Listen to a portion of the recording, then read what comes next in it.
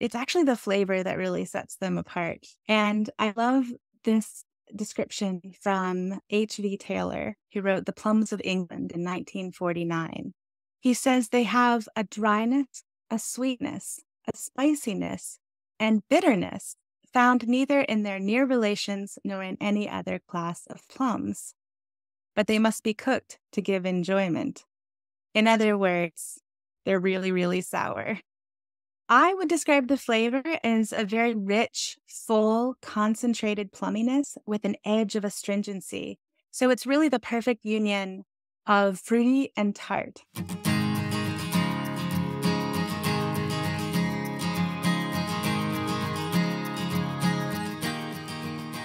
You're listening to the Food Garden Life Show, the show that brings together gardening, food, and the human story. I'm your host, Emma Biggs. And I'm Stephen Biggs. We talk to creative food gardeners and farm and garden experts who break the rules and make new ones too.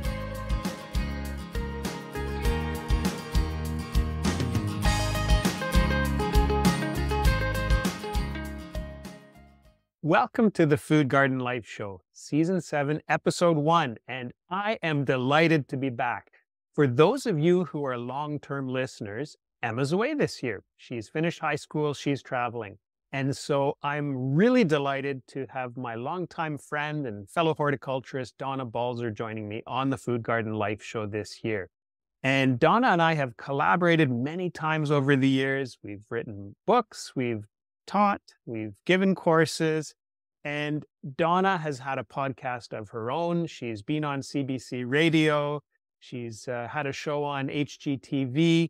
And gosh, it's from Donna that I learned that in a zoo setting, you can't put sod in an enclosure with gorillas because they're very smart and they'll roll up that sod. Donna worked at the Calgary Zoo as a horticulturist. So Donna, welcome to the show. Well, thank you, Steve. It's a pleasure to be here. I have really loved listening to your shows with you and Emma, so it's fun to jump in and be part of it. Oh, that's great. Joining us on the show today is Sarah Conrad Gothie, who's the author of a new book all about a fruit that I'm passionate about, Damsons. Sarah is the author of Damsons, an ancient fruit in the modern kitchen. Donna, I don't know what your exposure to damsons is, but when I was a kid, my grandmother always made damson tarts. And at a certain point, she wasn't able to find damsons for sale anymore. And the little bit of damson jam that she had left, she rationed and reserved for those tarts.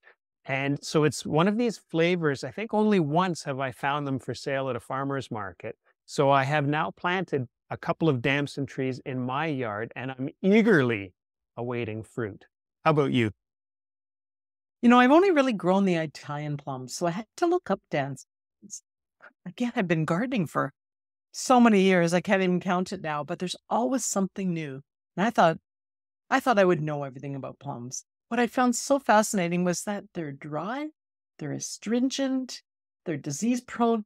I thought, why are people growing them? But honestly, I'm really excited that Sarah's come here today to join us and tell us all the pros and cons because, you know, the gardener, we love to try new things. Okay. We'll see after the interview whether you're thinking of trying to grow damsons in your garden. All right, let's jump over now to Sarah. Sarah, thanks so much for joining us on the podcast today. Stephen, thank you so much for having me. I'm really excited to join you and talk about damsons. I'm really excited to talk about damsons too, because I have a memory from when I was a little kid and my Nana Biggs used to make damson jam. And at a certain point, she couldn't get damsons anymore. And she started rationing this damson jam. It was special and she would only let us use it for tarts, or she would use it when she was making tarts. So let's start out maybe talking about what are damsons. What do you tell people about damsons if they haven't heard of them before? Well, I've spent a lot of my life telling people what damsons are because a lot of people in the US I've found don't know what they are. Damsons belong to the genus Prunus, the same as any other stone fruit. And the species is called Incititia. And this species includes damsons, bullaces, which are very similar and sometimes confused for damsons, and St. Julian plums, which are used primarily as a rootstock for grafting. Compared to the sweet, large plums that we're used to eating in the summertime, damsons are much smaller. They have smaller sized fruits, they have smaller sized trees.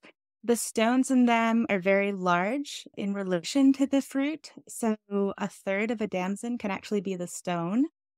And they're clingstones, so they hold on to their stones, making it quite a challenge if you're trying to remove those prior to cooking with them. The flesh of the damson is much drier than a domestica plum. They have a bit less than 70% water in them, whereas Prunus domestica plums can have up to 79%. So they're very hard and they don't seem very appealing or juicy when you encounter them.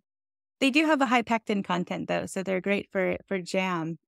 Um, and that's all very helpful if you're trying to spot them in a market, but it's actually the flavor that really sets them apart. And I love this description from H.V. Taylor, who wrote The Plums of England in 1949. He says they have a dryness, a sweetness, a spiciness, and bitterness found neither in their near relations nor in any other class of plums. But they must be cooked to give enjoyment.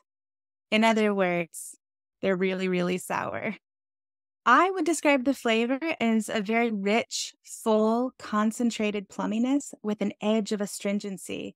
So it's really the perfect union of fruity and tart. So we have this fruit then that's smaller, drier than a plum, but we've got this flavor and this astringency that set it apart from a plum. So it's a little bit, it gives us something that's different from a plum. Even though we sometimes call them Damson plums, they truly are different from those domestic plums that we're used to. Yeah, I mean, they're definitely a plum, but definitely a very different plum from the ones we typically see. What can you tell us about the history of damsons? Because I know here in Southern Ontario, I never see damsons for sale. But as I started out by saying, at one time we could find them. So tell us a little bit about the history of them and why they're new to so many people, particularly in North America. What I'll give you is a little bit of very, very ancient history and then a bit more modern history, skipping over a couple centuries in the middle. So the name damson derives from the fruit's supposed origins near Damascus, Syria, where plums were grown in ancient times and where plums, continue to be cultivated. Damsons, apricots, cherries, other plum varieties are thought to have traveled to the Mediterranean with campaigns led by Alexander the Great. From there, may be brought to Europe by the Romans. This is all, of course, very difficult to figure out at this point. But we do have, here and there, archaeological evidence of prunus specimens, stones that have survived, and damson stones even that have survived. So in England, the most ancient evidence of prunus, so of a stone fruit, is 5 sloe fossils. Now, sloes are a different species from damsons, but very closely related. And these were found in East Anglian interglacial deposits. They've also found sloes from the Middle Bronze and Bronze and Iron Ages. The oldest damson stones in England date to the late Iron Age. And so they've been around a very long time. And there have been various kind of theories about their ancestry. The study that I found most interesting was conducted by Hendrik Woldring, and he carried out breeding tests in the 1990s. And what he found were that crosses of black damsons, and when we say black, we really just mean the sort of solid purplish blue color. When those were crossed with sloes, they were almost always fertile. And the two species also have really similar fruits. They have similar blossoms. Their blossom timing is very similar. Their stones, especially, are very similar. And this led him to conclude that modern day damsons likely evolved from sloes, meaning that they may have had a much longer history in England than what the historical record reflects. So if we fast forward now to the 20th century, we have damsons growing in abundance in England, in the United States, probably in Canada. And they were very popular. There are articles from farm journals from various states in the early part of the 20th century that talk about, how wonderful damsons are. There's one that I absolutely love from Indiana from 1922. And this writer says, if there's one thing the public goes daffy about, it's Damson Plums, regular sour damsons. And goes on to talk about the peculiar flavor and how they're always in demand and they should be more widely planted. But what happens is, in England and the US, or in North America rather, there's probably some overlap in some of the reasons that they lost popularity. And those reasons in common would be that the labor required to collect so many small damsons from what are essentially very brittle branched trees, maybe didn't seem worth the effort when other fruits or other types of plums could be more easily commercially farmed. Damsons are very unpredictable, so you might have a really good year and then you might have a couple really poor years. And so for a commercial orchard, it might not be worth the trouble to keep them around. There's also been, a general decline in jam consumption, and that's what a lot of them are being used for in England anyway. But they're also susceptible to fungal infections, and I found various references in North America to black knot as kind of decimating a lot of damson trees in that early part of the 20th century. So if you have a tree that, maybe a lot of them get killed off and people just, kind of move on with other fruits and they fade kind of into obscurity. And that's really what happened in my family tradition of damsons as well. It was similar to yours. Memories of a grandmother making damson jam, and then eventually damsons can't be found. That sounds very familiar. Now, I'd really like to get to the use of damson. So we've talked about what is a damson and a little bit about the history. And let's talk about how we can use damsons in the kitchen, because as you said, fewer people now make jam than maybe in the past, but there's so many other things we can do. So can you tell us a little bit about how damsons can be used? Absolutely.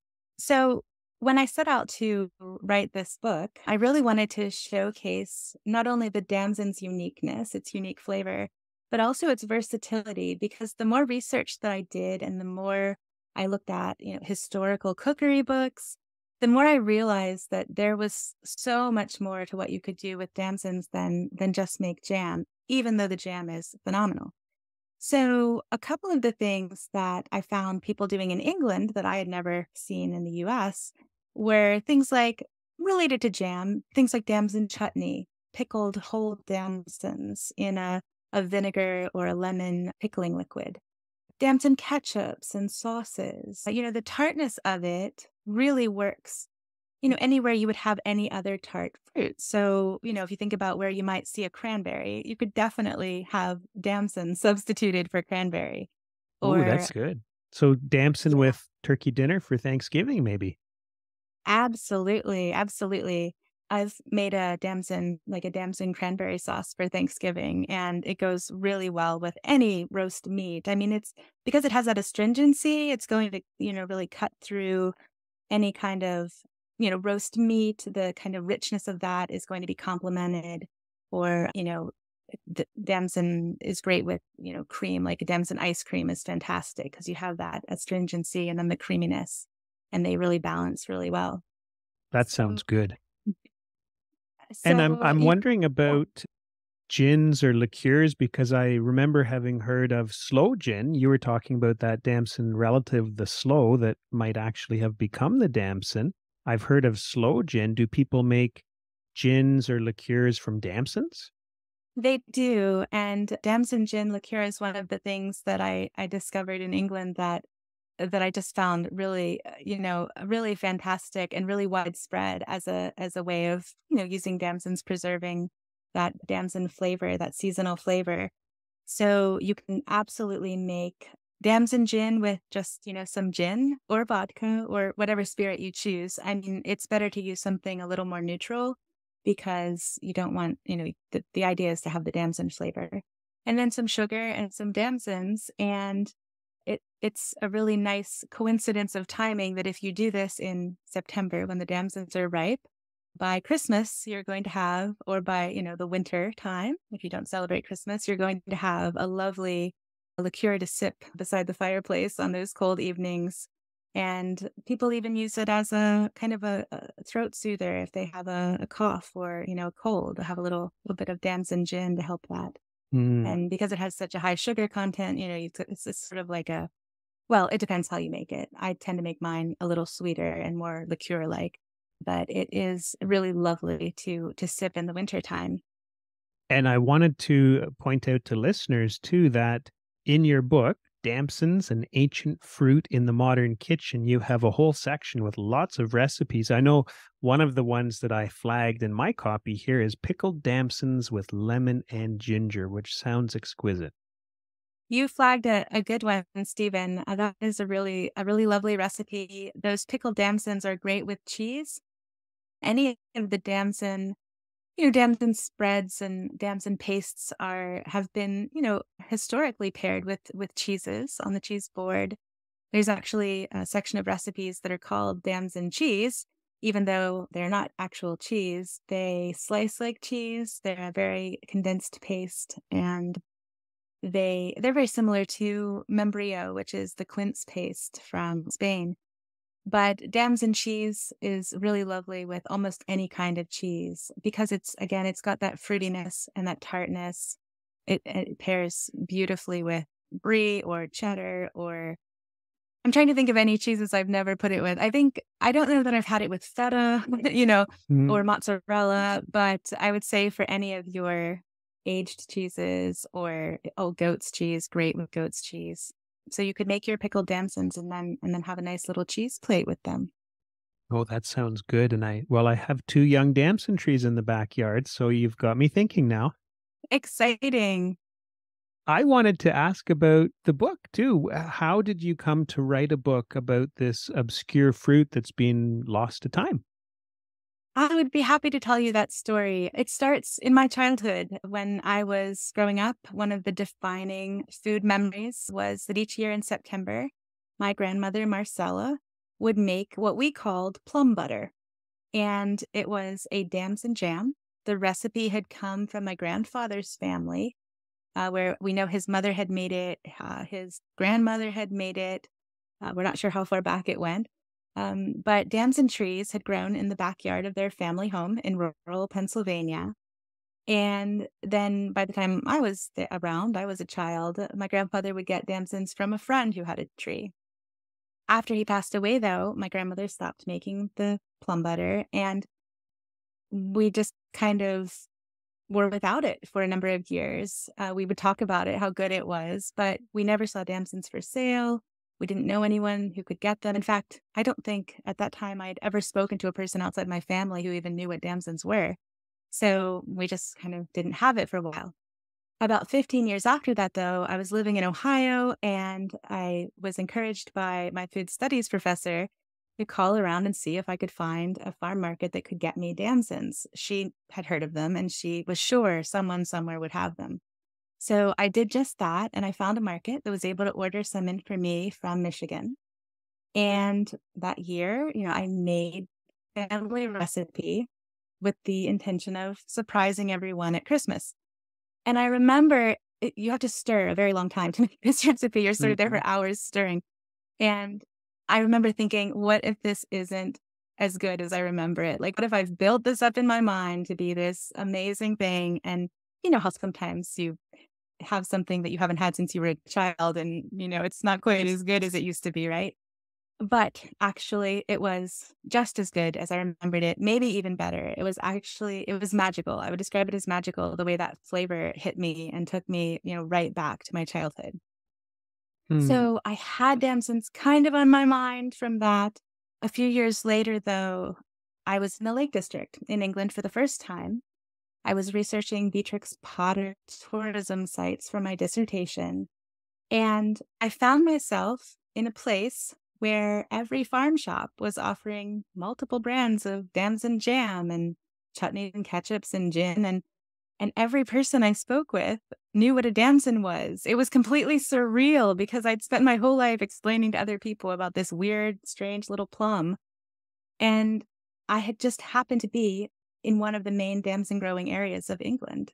Mm. And I couldn't believe it. And I was almost euphoric to find that this fruit that I loved so much and that my family loved so much still kind of existed and was still like, abundant somewhere. It was really surreal. So I came home wanting to learn more about damsons. I started poking around. I did some research. I discovered that there was a sort of damson renaissance that was happening. There were different groups that were trying to promote the fruit. There were secondary producers making, all of these jams and chutneys that I was seeing. There were people replanting orchards. And I thought, how can I support this effort? Like, what can I do? Like, I want to do something to help with this. So I thought maybe I'll write an article about it at some point and spread awareness or something like that. But there was still the dissertation to finish. So all of this was kind of on the back burner. Then in 2016, I traveled to Yorkshire for the Wakefield Rhubarb Festival and to see the rhubarb forcing sheds. And as a side note, I loved learning from your podcast that there are folks forcing rhubarb in Ontario. That's Oh, good. fantastic. So at the festival, I purchased a book about rhubarb by Mary Pryor, and it was this amazing collection of rhubarb recipes, savory, sweet. I had no idea you could do so much with rhubarb. And that book was from the Prospect Books English Kitchen series. And that's kind of how I learned about that series, which is kind of single ingredient or single species, let's say, books that have some history, some growing advice, and then maybe 50 or 60 recipes, historical and contemporary. And I thought, oh, this is great. I'll bet they have a book about damsons. I'm going to go to the website. I bet I can order a book about damsons and I can learn all about damsons in England, and that'll be great. But when I went to the website, there wasn't one there. So I set out to write that book. And my goal was to inspire people to, experience the pleasures of this remarkable ancient fruit and to, maybe help to spread the word, get more people trying damsons, growing damsons. And that was my journey to the book. Marvelous. What a great journey. You set out to find a book and you ended up writing that book. Coming up, Sarah will tell us about growing damsons and also tell us how to track down our own damson plants. That's coming up in just a moment.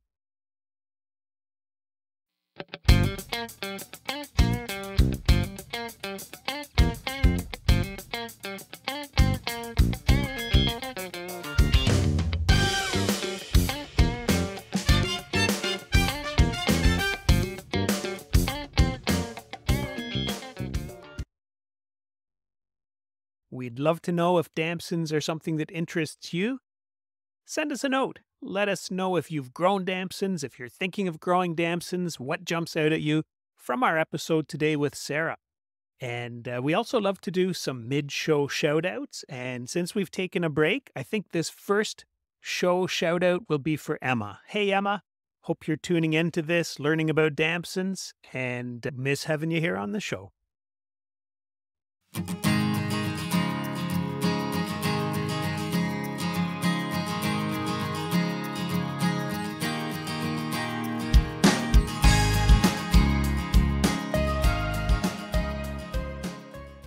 You're listening to the Food Garden Life Show, the show that brings together gardening, food, and the human story.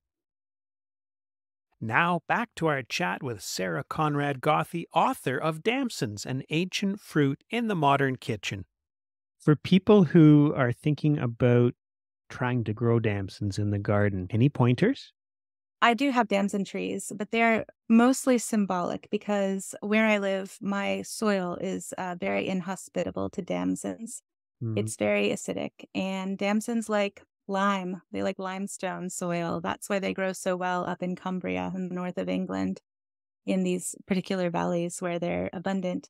So they are self-fertile. You only need one tree. You don't have to have a pair.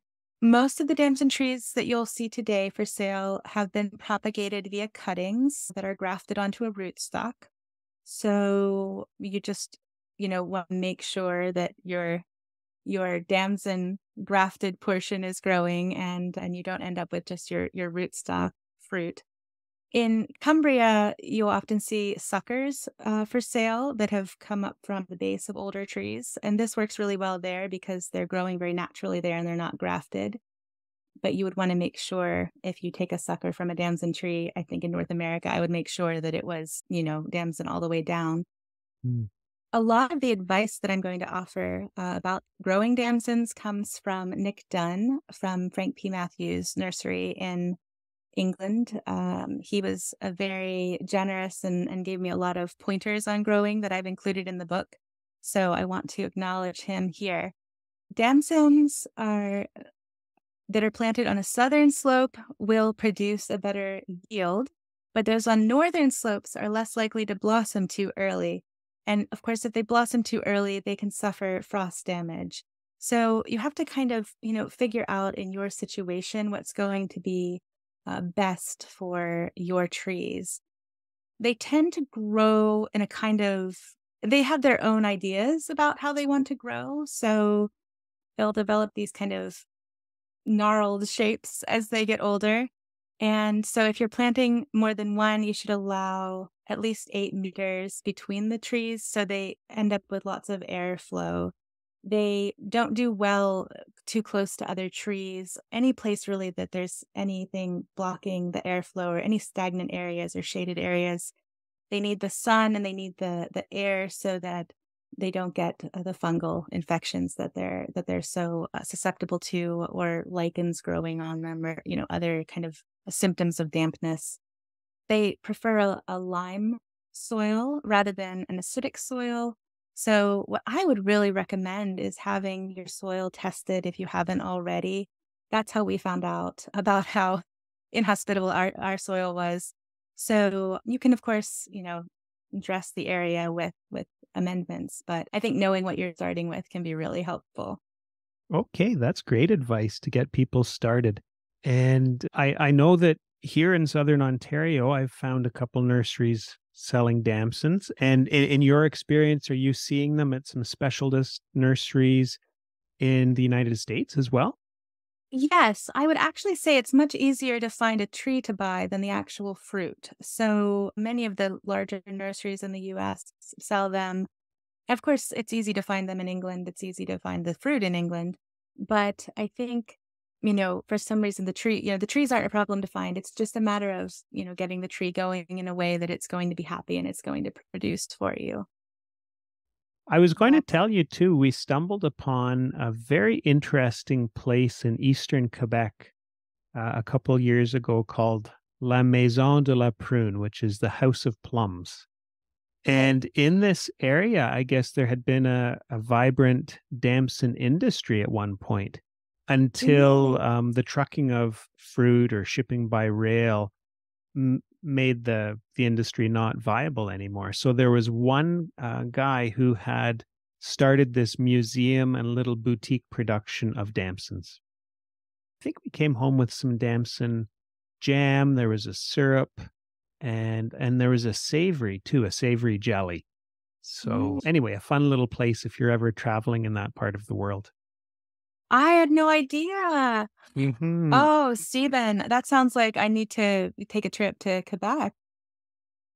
I'm feeling inspired about damsons, and I'm very pleased that you've joined us here on the podcast. Now, you, as well as the book, and for those who are just tuning in, Damsons, An Ancient Fruit in the Modern Kitchen, a fabulous book with recipes and damson growing information, as well as the book, Sarah, you have a great Instagram account with pictures of damsons in season and lots of cooking and gardening ideas. Tell people how they can connect with you there. I would love to have people connect with me on Instagram. It's at Sarah Conrad Gothie. It's my name. And I love hearing from other damson enthusiasts. I would love to hear from you if you have a family recipe or a childhood memory of damsons. I would love for you to message me and share that with me. And, maybe even if you found a place that sells damsons in your area, I know several of the states where they're grown. I know they're grown in Ontario. I know they're grown in Prince Edward Island in Canada. But, it's great to hear from people all over and to know, if damsons are growing where you are. I would really love to hear from you. Thank you, Sarah, for joining us. Thank you so much, Stephen, for this opportunity to share this information about damsons for you and your listeners. I really appreciate that you're using your podcast platform to promote knowledge of heritage fruits. They're so important. And I really just hope that everyone listening is curious enough to seek out some damsons to cook with and maybe even plant a tree or two. That was Sarah Conrad Gothie, the author of Damsons, an ancient fruit in the modern kitchen. And if you're looking for the book, by the way, I really recommend the book because as well as talking about damsons and their history and how to grow them, there's lots of great recipes in there. If you're looking for the book, the publisher is Prospect Books. Well, Donna, so what did you think? Will you be planting any damsons in your garden? Oh, Steve, I'm starting to run out of room. I have such a small yard. But when I heard Sarah say that you only need one tree, you don't need the two trees for pollination. And when I heard her say that they thrive on chalky soils, which is exactly the conditions I have in my cold climate, lots of lime in the soils here, I thought, why not? I'm going to give it a try. I'm not so worried about the fact that they're not good as fresh fruit because, in the fall we have a lot of fresh fruit. So I'll store it, I'll cook it. I'll get your grandma's recipe for those tarts from you, and I'll be trying that too. Sounds good. And maybe I'll make a little bit of damson gin or something like that for when we get together in person. Sounds great. At first, when she started talking and she said these plants are astringent, they're dry, the seed is bigger than the fruit portion, I thought, oh, who's ever going to grow this? Seriously, who is ever going to grow this? But then she slowly starts to talk about the history of them. And anyone that's interested in historic gardens or historic plants, you just get drawn in. You just think to yourself, why are we letting this plant slip? Why don't we all try a little something? And I think that's something I'm going to try this year is I'm going to look for that. And I did go online actually right after we spoke to her, and I've been trying to find a source. Not going to be easy. Might have to come and visit you and get one from Ontario. Apparently you're in quite a central area that's growing quite a few damsons, but I actually don't know any growers near me growing them. I have seen them in a couple specialty growers around here. And as I said during my chat with Sarah too, I stumbled upon a really cool place in eastern Quebec where there had been this whole history of commercial damson production. So they are out there if you look around. Well, that's great. I'm going to try. And I think, again, because you only need one tree, doesn't have to fill up the whole yard. Maybe I'll squeeze that one into the front yard. Nice. Wish me luck. I wish you luck. Okay, that was fun. See you on the next episode. All right. Thanks, Steve. Thanks, Donna. We'd love it if you drop by to say hi online at foodgardenlife.com. We have articles about growing fruit, veg, using your homegrown produce, also about growing figs and lemons in cold climates. So say hi. Tell us the topics that would help you grow more of your own. While you're at foodgardenlife.com, also grab our free newsletter. Subscribers get the subscriber-only cold climate fig guide and small space food gardening tip sheet. You're listening to the Food Garden Life Show.